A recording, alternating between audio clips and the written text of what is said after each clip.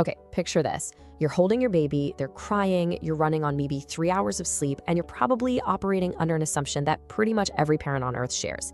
It's this idea that your baby is just, a passive receiver of care. We tend to think of them as these tiny, demanding little organisms that only respond to being fed, being warm, and maybe the occasional set of jingling keys, right? Well, what if I told you that while you're busy changing their diaper, that tiny baby is actively evaluating the moral character of the people around them? Welcome to This Explainer. Today we're diving into a literal monumental shift in developmental neuroscience, and I promise you, by the end of this, you are going to look at your preverbal child in a completely different way. So let's just stop and think about the math and the biology here for a second. If your baby can't speak, can't walk, and has only been on this planet for 6 months, how is it mathematically or biologically possible that they are already deciding who the good people are? Seriously, how is that tiny baby in the little mint green sleeper already operating as a highly sophisticated moral agent? We're going to unpack the exact mind-blowing brain mechanics behind this, but first we kind of need to understand just how spectacularly wrong we've been for the last century. For literal decades, we were told by these towering historical figures in psychology, guys like John Locke and Jean Piaget, that babies were just blank slates. The old myth was that the infant mind arrives completely empty, totally incapable of any sort of ethical reasoning until years of language, socialization, and cognitive development have piled up. The thinking was, there's no way a baby could possibly understand fairness. But groundbreaking new research proves that this new scientific truth is actually happening. Babies arrive with a pre-installed moral core. Goodness doesn't take years to learn. It actually comes built in right from the factory. So how do we actually know this? Well, this entire paradigm shift started with a massive scientific breakthrough over at the Yale Infant Cognition Center. Back in 2007, researchers Karen Wynn, Paul Bloom, and Kylie Hamlin ran a foundational behavioral science experiment that fundamentally flipped everything we know about early childhood development on its head. They wanted to test something that sounded absolutely crazy at the time.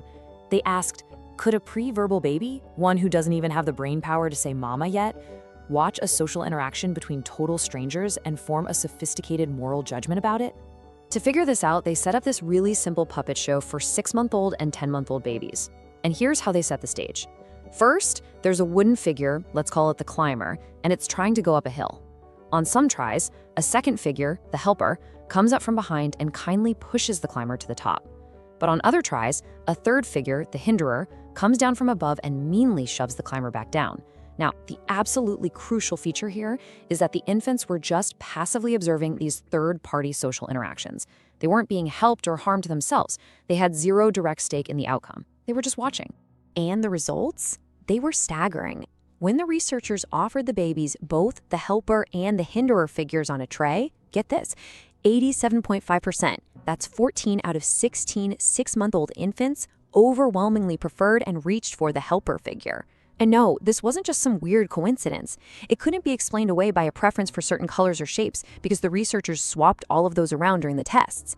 The babies were making a clear evaluative choice. They saw someone be kind and they deliberately chose to be near the kind person. Which brings us to this incredibly profound realization. It's perfectly captured by Yale researcher Paul Bloom, who said, the work on moral development suggests that humans do have a real moral core. We're not just born as blank slates that need to be filled with culture. Just think about that for a second. You aren't just managing a problem when your baby cries in the middle of the night. You are witnessing a literal miracle of biology. Your baby is already equipped with the neural architecture to recognize goodness.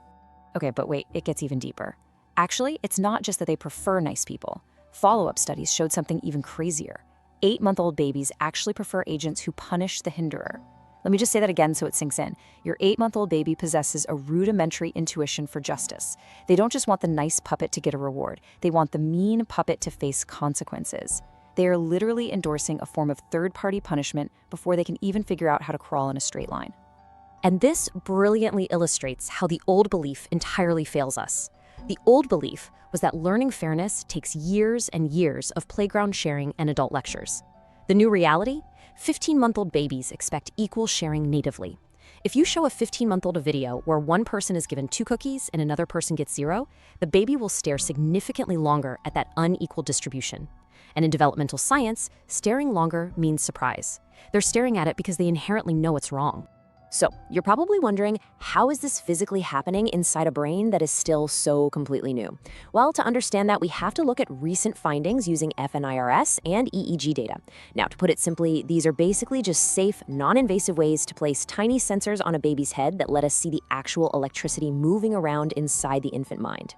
Ignoring this neurological shift in how we view babies is honestly no longer an option, because this isn't just behavioral guesswork anymore. We can actually see the electricity of moral judgment lighting up in real time. When an infant watches someone be kind or cruel, a specific region called the medial prefrontal cortex, or MPFC, activates. I want you to think of the MPFC as the brain's tiny courtroom. Even without having a single word of vocabulary, this little courtroom opens its doors, hears the case of the social interaction, and logs a verdict. It evaluates if someone is a good person or a bad person, and it literally files that verdict away for future use. And right at the exact same time, another region called the temporoparietal junction, or TPJ, lights up. You can simplify the TPJ by thinking of it as the Intentionality Department. It's a specialized network in your baby's brain that is solely dedicated to figuring out the hidden motives behind what adults do. It asks, hey, did they mean to do that? Was it an accident, or was it on purpose? Because without this department, moral evaluation is impossible. And yet, there it is, already open for business in a 10-month-old. So when your baby finally reaches for that helper puppet, it's not just a physical choice. It's actually driven by the dopaminergic reward system. Dopamine creates this tiny biochemical celebration in the infant's brain, basically rewarding them for approaching good people. The reaching isn't some labored, logical decision. It is the brain's biological celebration of goodness translating into a physical action. They are chemically wired to seek out the helpers in the room. Now, this is why you must understand this research, because what does this all mean for you? The exhausted parent running on fumes and maybe 4 hours of broken sleep? It means that every single adult interaction that happens around your baby carries evaluative weight. When you argue, when you speak warmly to a neighbor, or when you comfort your partner, your baby isn't just absorbing it as background noise. Their MPFC is active. Now, please don't panic. They aren't criticizing you, but they are actively evaluating the social world against this newly emerging moral framework. Which leads us to this incredibly fascinating concept called social referencing. By the time they hit 12 months, your baby is doing two complex things at once. They are watching the behavior of strangers, and they are immediately looking right back at your face. They are using your emotional reactions to calibrate their own moral compass. Basically, you are their moral answer key. It is absolutely critical to realize that your facial expressions and your emotional reactions are the actual literal curriculum for your baby's sense of right and wrong. When a stranger walks up and your brow furrows in suspicion, or your shoulders drop and you give a relaxed, genuine smile, your baby is taking detailed notes. How you respond to the world around you teaches them who is truly safe, what kindness looks like in motion, how to evaluate the behavior of others, and what goodness actually means. You aren't just protecting them, you are programming their fundamental definition of a good person. Now, I want to offer you some deep reassurance here.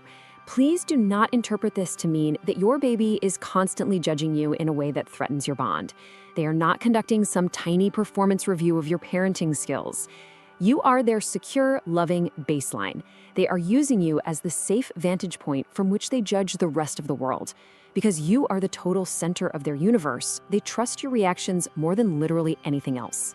There's this beautiful quote from researcher Karen Wynn that perfectly summarizes the reframe we all need here. She says, infants as young as 6 months already possess a basic sense of fairness, and they can evaluate the social behavior of others. Taking this to heart changes absolutely everything about how we view those exhausting early months. You are not raising a blank slate that will one day magically become moral. You are accompanying a being who arrived that way. Your baby is already oriented toward kindness. So the very next time your baby looks at you with those wide and possibly attentive eyes, remember, they aren't just tracking a visual stimulus. They are actively gathering evidence of what love looks like. And that leads me to my final question for you. What was the exact moment you realized your baby was morally judging a situation? Think about a time they stared down a stranger or had a strong reaction to something unfair. Drop your story in the comments below. We absolutely want to hear all about your tiny courtroom judges. Thank you so much for exploring this explainer with me today, and keep nurturing those beautiful, brilliant minds.